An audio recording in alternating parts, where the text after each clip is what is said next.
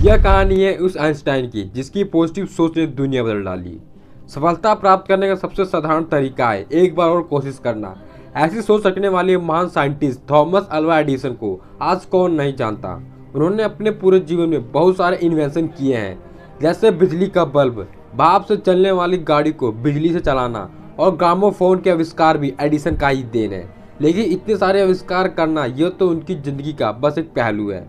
आज मैं आपको उनकी दूसरी जिंदगी से रूबरू कराऊंगा, जिसमें मैं उनकी पॉजिटिव यानी सकारात्मक से ऐसे एग्जाम्पल पेश करूंगा जिसको आप यदि अपने जीवन में अपना लेते हो तो आपको अपनी जिंदगी में कामयाब होने से कोई नहीं रोक सकता। नंबर 1 दोस्तों, थॉमस अल्वा एडिसन का जन्म 11 फरवरी 1847 अमेरिका में हुआ था।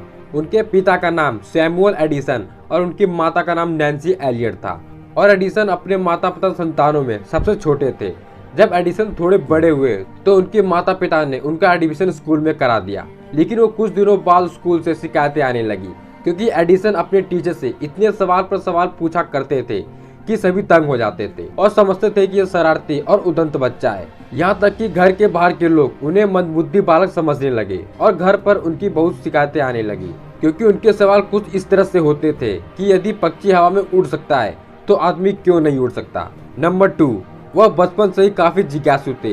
हर चीज के पीछे छिपे हुए राज को जानने की कोशिश करते रहते थे। वह जो कुछ भी जानते या सोचते थे उस विषय पर अपना एक्सपेरिमेंट शुरू कर देते थे।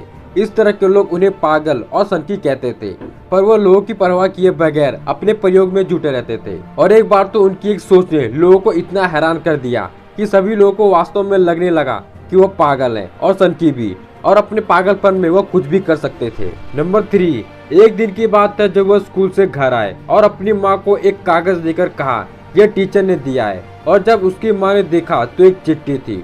इसको पढ़ने के बाद माँ के आंखों में आंसू आ गए।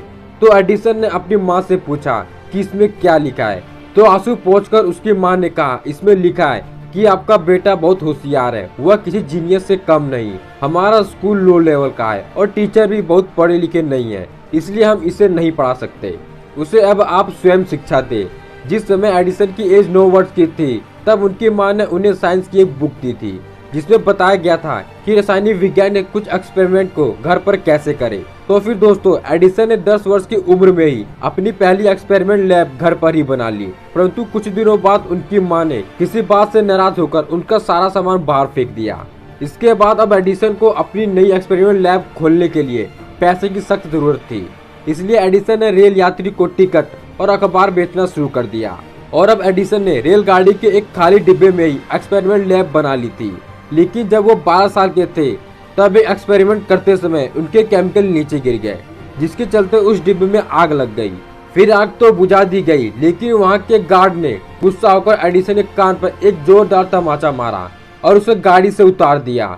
उस एक तमाचे के कारण उसे ऊंचा सुनाई देने लगा और धीरे धीरे उनकी सुनने की क्षमता कम होने लगी। लेकिन उनकी जगह कोई और होता तो शायद वह दुखी और निराश हो जाता। लेकिन एडिसन इस बात से दुखी होने के बजाय खुश हुए, क्योंकि एडिसन को लगा कि अब से उनको बेकार की बातें सुनाई नहीं देगी और वह अपने काम पर ज्यादा फोकस कर पाएंगे। नंबर 4 दोस्तों, मात्र 15 साल की उम्र में थॉमस अपनी खुद की न्यूज़पेपर की प्रिंटिंग करने लगे थे और प्रकाशित करने लगे थे और उसे खुद ही चलती ट्रेन में जाकर बेचने लगे थे। और दिन भर काम करने के बाद बचे समय को एक्सपेरिमेंट लैब में लगा देते थे। और समय के साथ साथ थॉमस एडिसन एक महान साइंटिस्ट बन गए और आविष्कार करने लगे। यूनिवर्सल स्टॉप प्रिंटर उनका पहला आविष्कार था जिसे एडिसन बेचने में सफल हुए थे। और इससे जुड़ी एक और रोचक कहानी यह थी कि जब एडिसन ने अनुभव किया कि उनके आविष्कार की कीमत $5000 है तो वह उसे $3000 में ही बेचने को तत्पर हो गए थे। लेकिन किसी ने उससे $40,000 में खरीद लिया, और अगर आज के टाइम पे कंपेयर किया जाए तो लगभग $7,50,000 है, यानी लगभग 5 करोड़ के बराबर। यह इतनी बड़ी रकम थी जिसे सुनकर एडिसन को चक्कर भी आ गए थे, लेकिन उन्होंने खुद को संभाल लिया।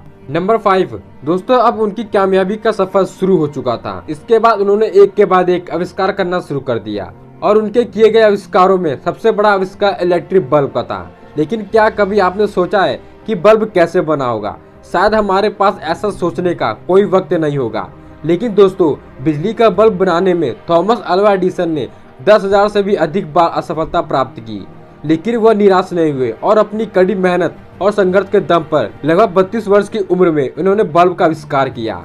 31 अक्टूबर सन 1879 में पहला बल्ब पूरा दिन भर जलता रहा। दूर दूर से हजारों की भीड़ इसे देखने आने लगी, क्योंकि लोगों के लिए यह किसी चमत्कार से कम नहीं था।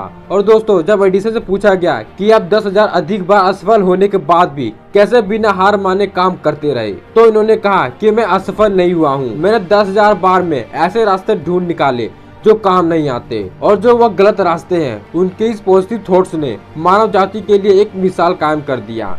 उन्होंने कहा था, जब तक रिजल्ट ना मिले आगे बढ़ो, और तब तक आगे बढ़ो जब तक जीत हासिल ना कर ले।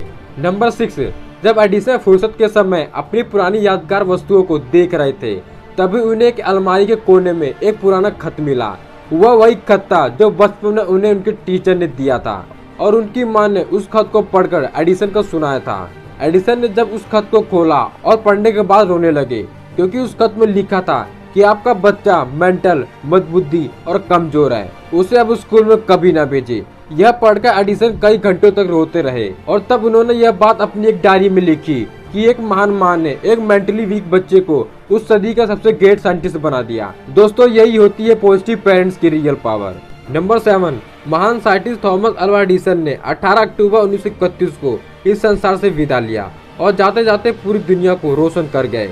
उनकी मौत पर अमेरिका ने एक दिन तक लाइट बंद कर दी गई थी। उन्होंने अपनी पूरी जिंदगी में कभी हार नहीं मानी और खुद पर विश्वास किया। वह कई बार 4-4 दिन तक बिना सोए एक्सपेरिमेंट किया करते थे, और वह जिस रूम में एक्सपेरिमेंट करते थे वहाँ घड़ी नहीं होती थी। ऐसा इसलिए क्योंकि अक्सर वह कहा करते थे कि मैंने कभी अपने जीवन में एक दिन भी काम नहीं किया, वह सब तो मेरे लिए मनोरंजन था। लेकिन हम और आप जानते हैं कि इन्होंने इस मनोरंजन में हमें क्या क्या देकर चले गए। आई होप गाइज आपको ये वीडियो काफी अच्छी लगी होगी। सो गाइज, आज के लिए बस इतना ही। अगर वीडियो पसंद आया है तो लाइक और हमारे चैनल को सब्सक्राइब जरूर करें। तब तक मिलते हैं अगली वीडियो में।